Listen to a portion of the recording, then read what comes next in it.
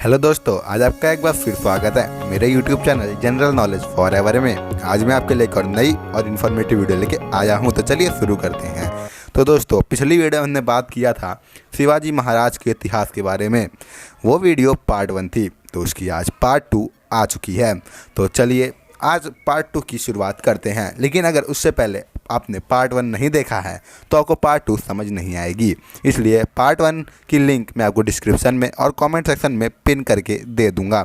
वहां जाके आप पार्ट 1 देख लीजिए और फिर ये पार्ट 2 देखिए, फिर आप ये कहानी अच्छे से समझ जाएंगे। तो चलिए वीडियो को शुरू करते हैं। दोस्तों, हमने पार्ट 1 में छत्रपति शिवाजी, संभाजी, राजा राम, शिवाजी द्वितीय, छत्रपति शाहू महाराज और बालाजी विश्वनाथ की बात कर ली थी। तो आज हम बात करेंगे बाजीराव प्रथम की। बालाजी विश्वनाथ की 1720 में मृत्यु के बाद उसके पुत्र बाजीराव प्रथम को शाहू ने पेशवा नियुक्त किया। बाजीराव प्रथम के पेशवा काल में मराठा साम्राज्य की शक्ति बहुत बढ़ गई। 1724 में सुकुरखेड़ा के युद्ध में मराठाओं की मदद से निजाम उल मुल्क ने दक्कन में मुगल सूबेदार मुवारिज खान को परास्त कर एक स्वतंत्र राज्य की स्थापना की। निजाम उल मुल्क ने अपनी स्थिति मजबूत करने के लिए मराठाओं के विरुद्ध कार्रवाई शुरू कर दी।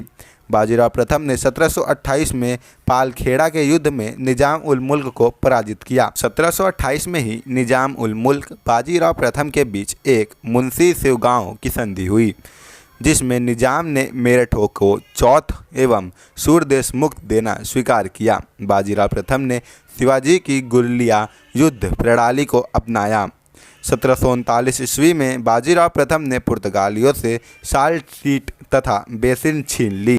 बालाजी बाजीराव प्रथम ने ग्वालियर के सिंधिया, गायकवाड़, इंदौर के होलकर और नागपुर के भोसले शासकों को सम्मिलित कर एक मराठा मंगल की संस्थापना की। 1740 तक अपनी मृत्यु से पहले उन्होंने कुल 41 युद्ध में लड़ाई की और उनमें से एक भी युद्ध नहीं हारे। बाजीराव प्रथम की मृत्यु के बाद बालाजी बाजीराव नया पेशवा बना। नाना साहब से भी बालाजी बाजीराव को जाना जाता है। 1750 में रघुजी भोसले की मध्यस्थता से राजा राम द्वितीय के मध्य संगोला की संधि हुई। इस संधि के द्वारा पेशवा मराठा साम्राज्य का वास्तविक प्रधान बन गया।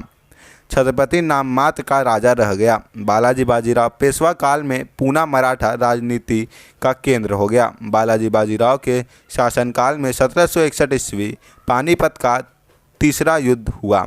यह युद्ध मराठाओं अहमद शाह अब्दाली के बीच हुआ। अब बात करते हैं माधवराव की। पानीपत के तीसरे युद्ध में मराठाओं की पराजय के बाद माधवराव पेशवा बन गया। माधवराव की सबसे बड़ी सफलता मालवा और बुंदेलखंड की विजय थी। माधव ने 1763 में उदगीर के युद्ध में हैदराबाद के निजाम को पराजित किया। माधवराव और निजाम के बीच राक्षस भवन की संधि हुई। 1771 ईस्वी में मैसूर के हैदर अली को पराजित करके उसे नजराना देने के लिए बाध्य किया। माधवराव ने रुहेलों, राजपूतों और जाटों को अधीन लेकर उत्तर भारत पर मराठाओं का वर्चस्व स्थापित किया। 1771 में माधवराव के शासनकाल में मराठों ने निर्वासित मुगल बादशाह शाह आलम को दिल्ली की गद्दी पर बैठाकर पेंशन भोगी बना दिया। नवंबर 1772 में माधवराव की क्षय रोग से मृत्यु हो गई। अब बात करते हैं नारायण राव की। माधवराव की अपनी कोई संतान नहीं थी, अतः माधवराव की मृत्यु के उपरांत उसके छोटे भाई नारायण राव पेशवा बने। नारायण राव का अपने चाचा रघोबा से गद्दी को लेकर लंबे समय तक संघर्ष चला, जिसमें अंततः रघोबा ने 1774 में नारायण राव की हत्या कर दी। अब बात करते हैं माधव नारायण की। 1774 ईस्वी में पेशवा नारायण राव की हत्या के बाद उसके पुत्र माधवराव नारायण को पेशवा की गद्दी पर बैठाया गया।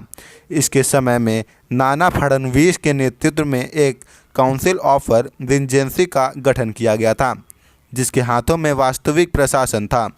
इसके काल में प्रथम आलिंगन मराठा युद्ध हुआ। 17 मई 1782 को सालबाई की संधि द्वारा प्रथम आलिंगन मराठा युद्ध समाप्त हो गया। यह संधि ब्रिटिश ईस्ट कंपनी और मराठा साम्राज्य के बीच हुई थी। टीपू सुल्तान को 1792 में तथा हैदराबाद के निज़ाम को 1795 में परास्त करने के बाद मराठा शक्ति एक बार फिर पुनः स्थापित हो गई।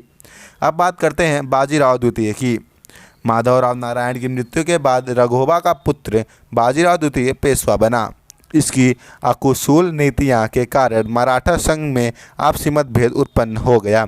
1802 ईस्वी में बाजीराव द्वितीय के बेसिन की संधि के द्वारा अंग्रेजों की सहायक संधि स्वीकार कर लेने के बाद मराठाओं की आपसी विवाद पटल पर आ गया। संधियां तथा भोसले ने अंग्रेजों के साथ की गई इस संधि का कड़ा विरोध किया। द्वितीय आंग्ल मराठा युद्ध बाजीराव द्वितीय के शासनकाल में हुआ। द्वितीय आंग्ल मराठा युद्ध में सिंधिया और भोसले को पराजित कर अंग्रेज़ों ने सिंधिया और भोसले को अलग अलग संधि करने के लिए विवश किया। 1803 में अंग्रेज़ों और भोसले के साथ देवगांव की संधि कर कटक और वर्धा नदी के पश्चिम का क्षेत्र ले लिया। अंग्रेज़ों ने 1803 में ही सूरजी अर्जन गांव की संधि कर उसे गंगा तथा यमुना के क्षेत्र को ईस्ट इंडिया कंपनी को देने के लिए बाध्य किया। 1804 में अंग्रेज तथा होलकर के बीच तृतीय आंग्ल मराठा युद्ध हुआ, जिसमें पराजित होकर होलकर ने अंग्रेज़ों के साथ राजपुर पर घाट की संधि की। मराठा शक्ति का पतन 1817 से 1818 ईस्वी में हो गया, जब स्वयं पेशवा बाजीराव द्वितीय ने अपने को पूरी तरह अंग्रेज़ों के अधीन कर लिया। अब वहाँ पर भी अंग्रेज़ों का शासन हो गया था।